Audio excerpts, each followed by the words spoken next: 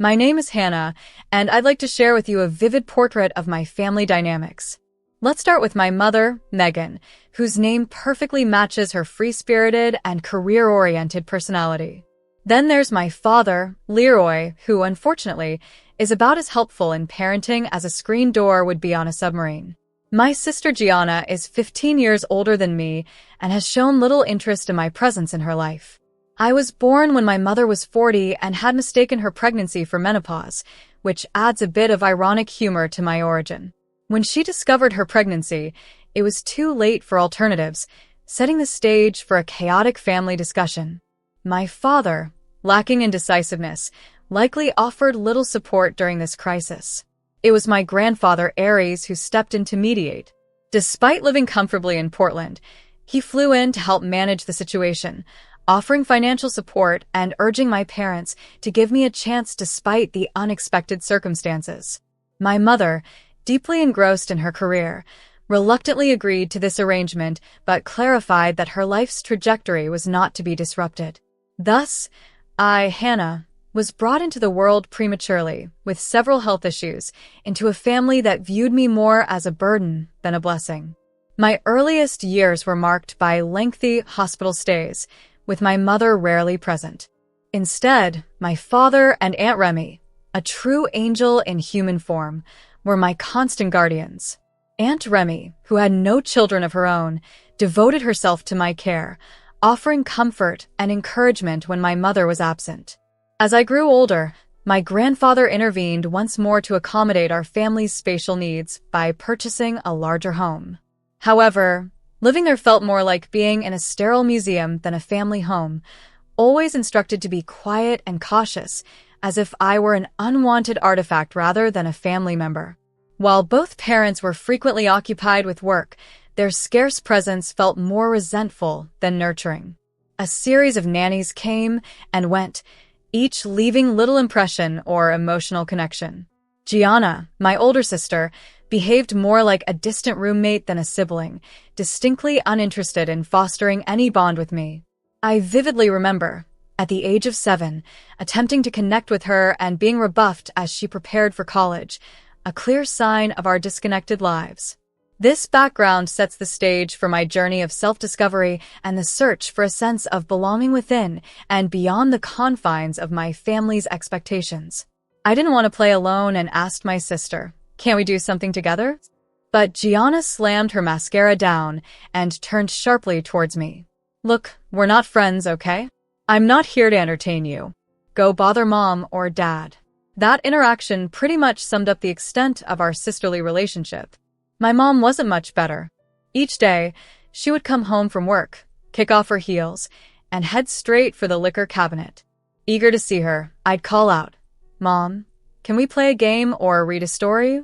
She'd pour herself a large glass of wine, let out a heavy sigh, and say, "For God's sake, Hannah, can't you see I need some peace and quiet? Go to your room and play by yourself. You're old enough to entertain yourself now." And my dad? He had promised to take care of me if Mom agreed to have me, but that promise turned out to be empty. He was always either too busy or too tired to spend time with me. His favorite phrase was, "Not now, Hannah." I once overheard them arguing about it. Mom hissed at him, "Leroy, you promised you'd help with her." "I can't do this all on my own." Dad shot back, "What do you want from me, Megan? I work all day too. I'm exhausted when I get home. She's always so needy." I didn't stick around to hear the rest. I had heard enough to understand where I stood in their eyes. A burden, an obligation, a mistake they were stuck with. After a while, I stopped trying to engage with them. What was the point? I learned to entertain myself, to be quiet, to stay out of their way. I became a ghost in my own home, drifting from room to room, trying not to disturb the so-called real family. The only bright spot in my life was Aunt Remy. She lived nearby, and I started spending more and more time at her place, weekends, holidays, any chance I got. With Aunt Remy, I felt seen, heard, and loved. We'd spend hours doing puzzles, baking cookies, or just talking. She'd ask me about school, my friends, my hopes and dreams, things my parents never bothered with. Life has a funny way of throwing curveballs when you least expect them. When I was 12, Still navigating the emotional wasteland I called home, my parents dropped a bombshell. "Hannah," Mom said, her voice unusually chipper, "we have wonderful news. Your sister Gianna is getting married, and she's pregnant." Dad chimed in, grinning, "We're going to be grandparents." I forced a smile, wondering why they were telling me this, as if I should be jumping for joy. "That's great," I managed to say. "We're going to be very busy preparing for the wedding," Mom continued, oblivious to my lack of enthusiasm. "So, we want you to stay with your Aunt Remy for a while." I blinked, processing their words. They wanted to ship me off because of a wedding. Part of me wanted to be hurt, but honestly, it was the best news I'd heard in years. "Sure," I said, trying not to sound too eager. "I'd love to stay with Aunt Remy." They looked relieved, probably expecting me to put up a fight. Shows how little they knew me.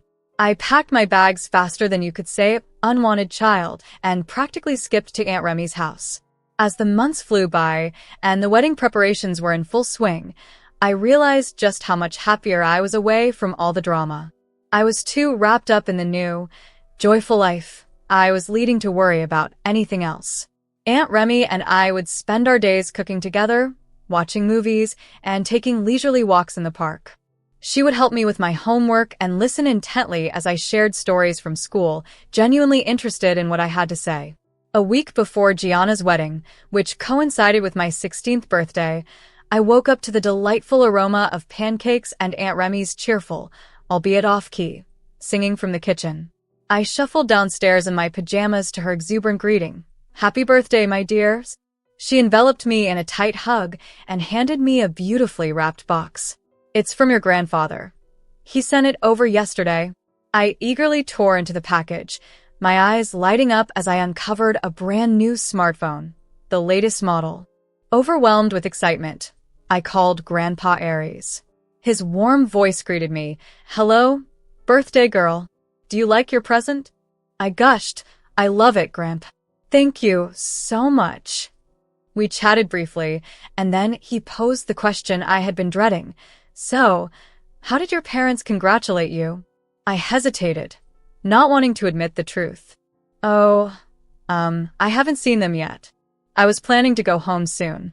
I'm sure they'll say something then." There was a pause on the other end, and then Grandpa suggested, "Why don't you do a live broadcast when you go? I'd love to share in the joy."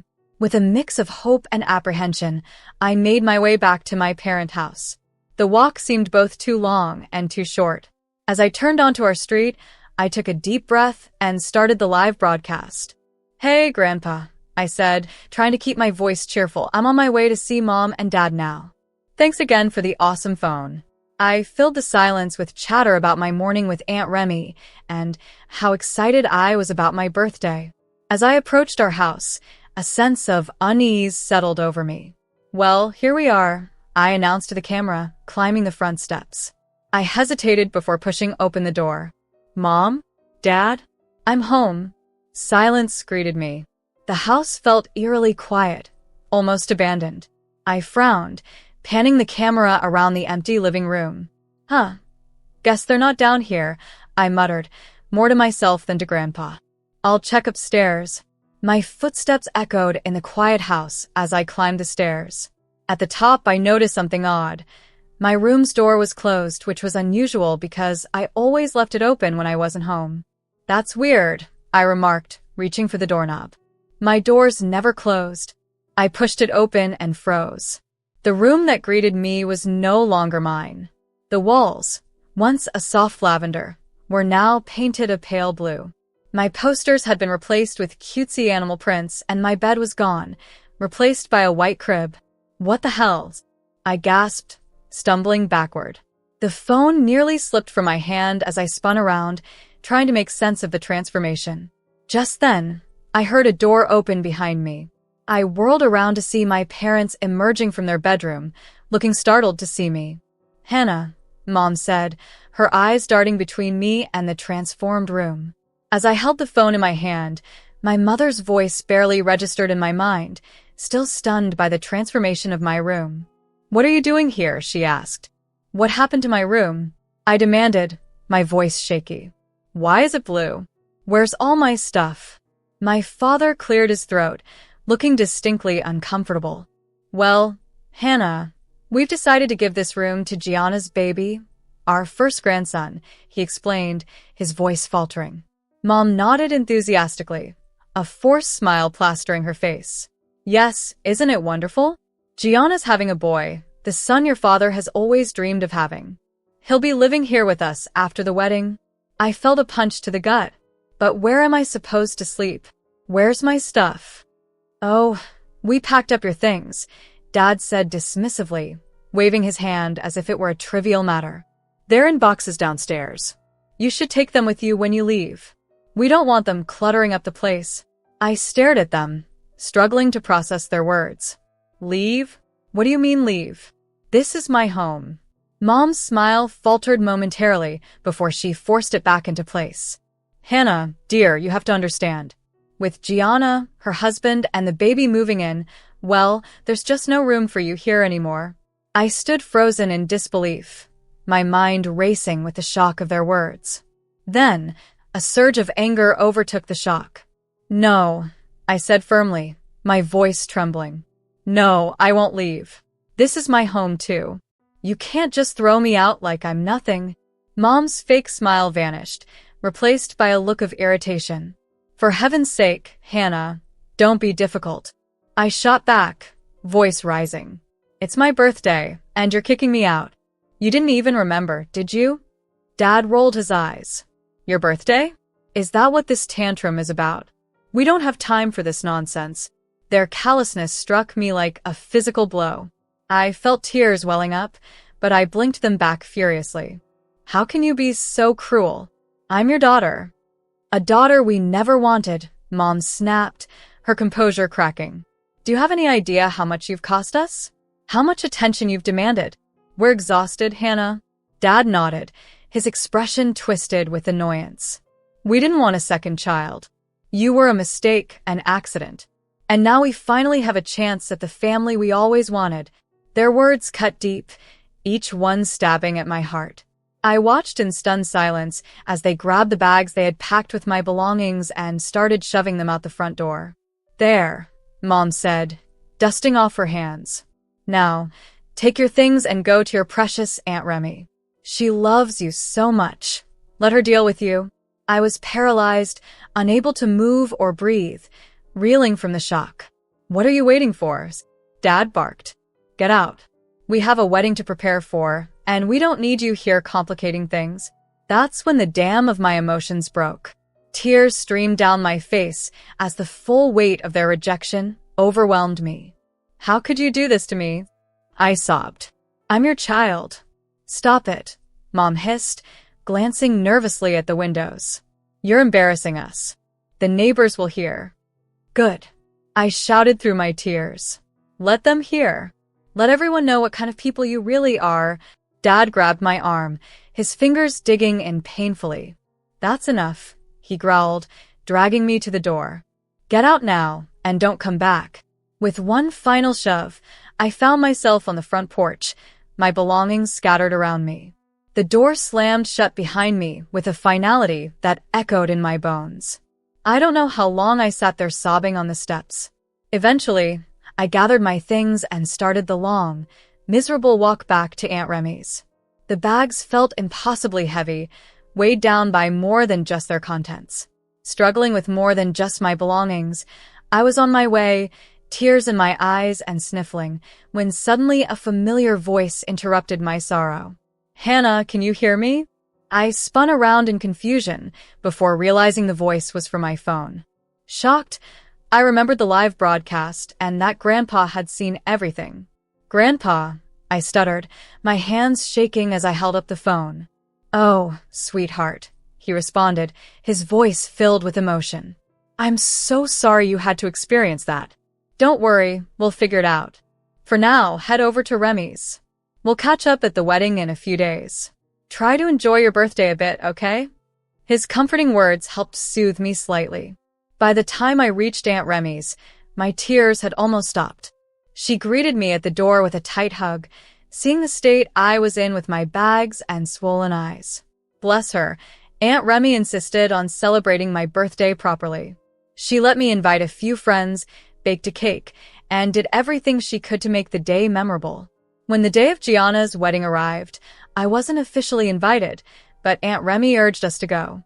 I felt out of place in my best dress as we entered the reception hall. I noticed Grandpa Aries right away, sitting up front, his posture rigid, emitting an aura that made me uneasy. As soon as we arrived, the newlyweds entered. Gianna was radiant in her wedding dress, happiness written all over her face. My parents followed, pride clear on their faces, and a pang of hurt struck me. During dinner, as the speeches started, Grandpa Aries stood up decisively. "I have something to say," he declared, his voice echoing through the hall, capturing everyone's attention. Gianna and her husband looked puzzled. My parents turned pale. Grandpa took over the microphone, apologizing for the interruption. "Ladies and gentlemen," he started, "there's a serious injustice that needs to be addressed." He then recounted, without missing a detail, how unfairly my parents had treated me, from their initial resentment at my birth to the harsh way they threw me out on my birthday. The room shifted from confusion to shock to disbelief as he spoke.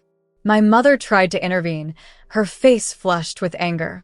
Gianna was in tears, her makeup smeared, and her husband looked visibly uncomfortable. The guests whispered among themselves, their expressions ranging from shock to disapproval directed at my parents.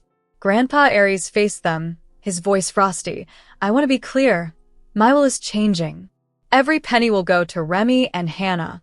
Leroy, Megan, Gianna. You're cut off." The hall erupted into pandemonium. My mother gasped, my father turned a deep shade of red, and Gianna lamented her spoiled wedding day. But Grandpa wasn't finished. He turned to Aunt Remy and me, still reeling from the scene, and said kindly, "Come on, girls. We're leaving. We don't need to stay where we're not wanted." Numb. I stood up and followed him. As we walked out, I could feel every gaze on us. Some sympathetic, others judgmental. I kept my eyes on Grandpa's strong back, trying hard not to break down. The morning after the tumultuous wedding, I was jolted awake by a persistent knocking at Aunt Remy's door. Still groggy and trying to piece together the shock of yesterday, I made my way downstairs to find my parents on the porch, their expressions a tangled mess of desperation and guilt. "Hannah, sweetie," my mom started, her voice overly sweet, "we need to talk. Please come home. We're so sorry. We love you. We really do." A wave of anger surged through me. "Love me? After you threw me out and called me a mistake?" They launched into a string of apologies, each more feeble than the last. But as I listened, a stark realization dawned on me. This isn't about me, is it? This is about the inheritance, I interrupted my dad sharply. Their crestfallen faces confirmed my suspicions. They weren't here for me. They were here for Grandpa's money. "Get out," I demanded, my voice trembling with rage. "I don't want to see either of you ever again." I slammed the door shut, leaning against it as I fought to steady my pounding heart. But they didn't give up. Over the next few days, they appeared repeatedly, each visit more determined than the last. They called, sent emails, and even enlisted other relatives to sway me. It all escalated about a week after the wedding. I was alone when I heard a ruckus outside. To my dismay, I saw my parents trying to barge past Aunt Remy, who had just gotten back from the store. "She's our daughter," my dad shouted. "You can't keep her from us." Something inside me snapped. Enough was enough. "Aunt Remy's," I called out, stronger than I felt. "I want you to be my legal guardian."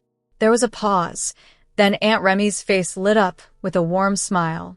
"Oh, sweetie, I'd be honored." We reached out to a lawyer the very next day. It wasn't a simple process. There were forms, interviews, and even a court hearing. But I clung to a crucial piece of evidence, a video from my disastrous birthday visit. On the day of the court hearing, I was nauseous with anxiety. My parents were there, putting on their best act of concerned, loving parents. But when the judge requested evidence and we played the video, showing them coldly casting me out, declaring me unwanted, the mood in the courtroom shifted dramatically. The judge's expression hardened as she watched. In all my years on the bench, she declared. "I've rarely seen such blatant parental neglect and emotional abuse." The ruling was swift. Aunt Remy was granted full legal guardianship, and my parents' rights were terminated. As the gavel struck, a profound sense of relief washed over me. For the first time in my life, I felt a weight lift off my shoulders, knowing I was finally free from the burden of their conditional affections. Now liberated from their damaging influence, life began to unfold in surprising ways. Just as I believed the dust had settled, Grandpa Aries summoned us to his lawyer's office. Sitting in luxurious leather chairs, surrounded by mahogany shelves and the scent of aging paper, I felt a wave of nerves. "Hannah, Remy," Grandpa started, his voice grave yet his eyes gleaming with mischief. "I want you both to understand that I've made some changes to my will." He signaled his lawyer, who presented a hefty document.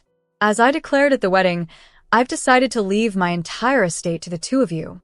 Leroy and Megan are officially out of the will." The news hit me like a thunderclap. Although Grandpa had hinted at this during the wedding, the reality of his decision hadn't sunk in until now. We left the office, my mind reeling from the enormity of what had just transpired, and my phone buzzed. It was Gianna. "How could you do this to me?" she shrieked into the phone as soon as I answered. I flinched, holding the phone away from my ear. "What are you talking about?" I asked, bewildered. "Don't play dumb," she retorted. "You turned Grandpa against us. Now he's leaving everything to you and Aunt Remy. It's not fair. I deserve my share too." Her words sparked a surge of indignation. After all the disdain they had shown, her audacity was astounding. "Gianna," I tried to remain calm. "I didn't ask for any of this. It was Grandpa's choice, not mine."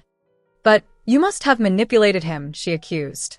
"You've always been envious of me. This is your revenge, isn't it?" I took a deep breath, counting to 12, striving to keep composed. "Gianna, I'm sorry you feel that way, but I had no part in Grandpa's decision. If you think you can change his mind, you'll need to speak with him directly." "Maybe I will," she huffed. "And don't think this is over, Hannah. You can't just waltz in and take what's rightfully ours." After hanging up, I was left with a cocktail of emotions, anger, sadness, and above all, fatigue. It was then I resolved to focus on my future. I plunged into my studies, eager to excel in my exams and secure a place in a reputable college. Aunt Remy supported me, assisting in my search for schools, majors, and scholarships. Though my family dynamics were far from ideal and I anticipated more conflicts regarding the inheritance, I now had a stable home with Aunt Remy and Grandpa Aries. With a promising future and newfound resilience, I was ready to tackle any challenges that lay ahead.